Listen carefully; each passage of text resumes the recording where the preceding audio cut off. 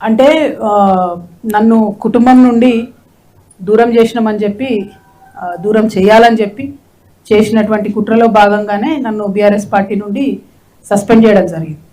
అయితే మీకు నేను ముందే చెప్పిన ఇంట్రొడక్షన్లో కూడా మా కుటుంబంలో ఏమైపోయిందంటే ఉద్యమము, రాజకీయము, ప్రజల పట్ల ఉండే ప్రేమ, కమిట్మెంట్ అన్నీ కలిసిపోయి ఉన్నాయి.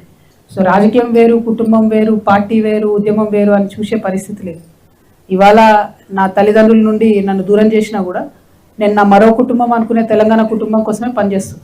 ఒక ఆడబిడ్డగా నాకు డెఫినెట్గా బాధ ఉంటుంది కదా బ్రదర్. నేను జైల్లో ఉన్నప్పుడు కూడా నా పిల్లల కన్నా ఎక్కువ నేను మిస్ అయింది, బాధపడ్డది మా మదర్ గురించి, ఆమె హెల్త్ గురించి.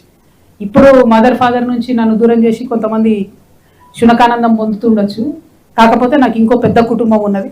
ఆ కుటుంబం యొక్క బాగోగులు చూసుకోవడానికి, ఆ కుటుంబం యొక్క సమస్యలు అడ్రస్ చేయడానికి, అంటే నాతో అంత అవుతుందా అన్ని సమస్యలు అడ్రస్ చేస్తానంటే చేయలేకపోవచ్చు. కానీ నేను అడుగుతాను, బరాబర్ అడుగుతా, అడిగే కాడికి అడుగుతా, వీలైన కాడికి ఈ సమస్యలు సాల్వ్ చేయడానికి నా వంతు ప్రయత్నం నేను చేస్తాను. సో మరో కుటుంబాన్ని నేను తెలంగాణలో వెతుక్కుంటున్నా. మీరందరూ ఇంత పెద్ద కుటుంబం ఉన్నారు, టెన్షన్ పడేదేం లేదు. బాగా ఖచ్చితంగా అవుతుంది, కానీ అంతకన్నా ఎక్కువ ధైర్యంతో ముందుకెళ్దామని డిసైడ్ చేస్తాను.